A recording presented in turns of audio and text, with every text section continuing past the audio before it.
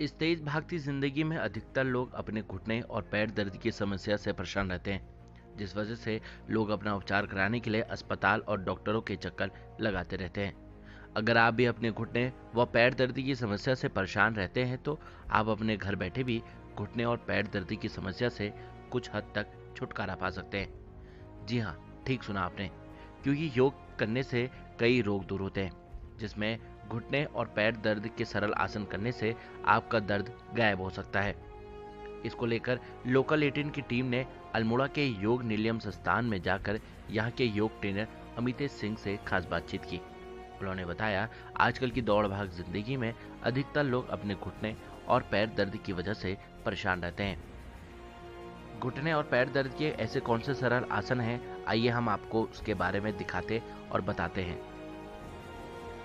कि आपने बताया कि पैरों के दर्द आजकल बहुत ज़्यादा बढ़ रहे हैं। घुटना दर्द, पैरों के दर्द ये छोटी सी उम्र से ही बढ़ने लग जा रहा है। तो इसका मेन रीज़न है कि आजकल की लाइफ़स्टाइल, या तो आजकल का खाना पीना या फिर रहन-सहन। ठीक है, तो मेन रीज़न हम देखते हैं कि अगर पैर दर्द जो हैं, पैर दर्द के लिए हम किस तरह से हमारा उठना बैठना किस तरीके का है, या तो बहुत लंबे समय तक खड़े रहना, या बहुत ज़्यादा चलना, या फिर बैठे बैठे की जॉब है, सिटेड जॉब आजकल ज़्यादातर चल रही है। तो उसकी वजह से पैरों में दर्द, वेरिकेस वेन्स की दिक्कत और अन्य भी बहुत सारे पैरों की दिक्कत हो रही है। तो उसके लिए कुछ सरल से योगाभ्यास हैं जो कि सभी कर सकते हैं। तो उसमें सबसे पहला आसन कहेंगे या फिर सूक्ष्म व्यायाम कहेंगे, जिससे कि हर एज के लोग कर सकते हैं, चाहे उन्हें कितने भी पैर में दर्द हो रही हो। तो सबसे पहले हम कहते हैं गुल्फ नमन, यानी हमें अपने पैरों को सीधा करके बैठना होता है, कमर सीधी करते हुए, और अपने पंजों को पीछे की ओर और आगे की ओर स्ट्रेच करना है, जिससे आपके पैरों की मसल्स स्ट्रेच होंगी, वेन्स स्ट्रेच होंगी।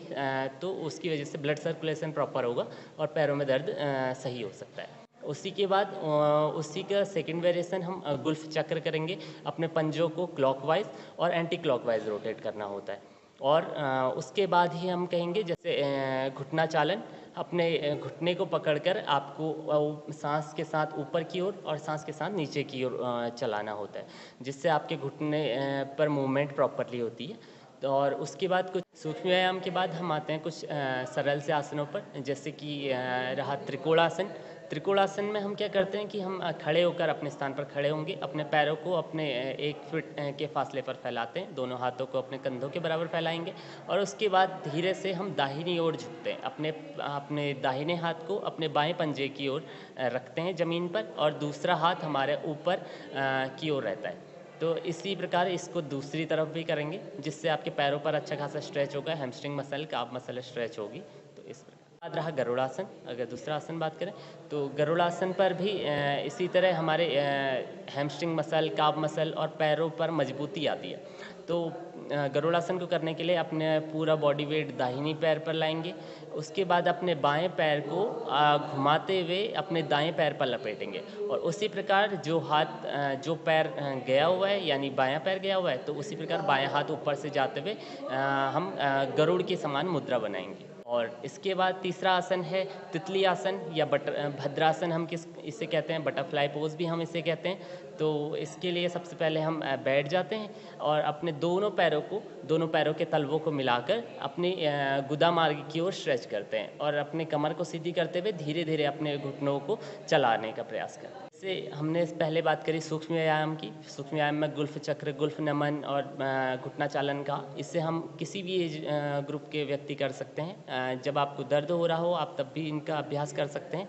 पर जो आसन हमने बताए, त्रिकोणासन, भद्रासन, गरुड़ासन, इनका अभ्यास जब आपको दर्द हो रहा हो तब इनको थोड़ा सा अवॉइड करना चाहिए, बाकी समय आप कर सकते हैं। अगर आप भी नियमित तौर से इन योग के आसनों को रोजाना करते हैं तो आप अपने घुटने और पैर दर्द से छुटकारा पा सकते हैं। उत्तराखंड के अल्मोड़ा से मैं रोहित भट्ट, लोकल 18 के लिए।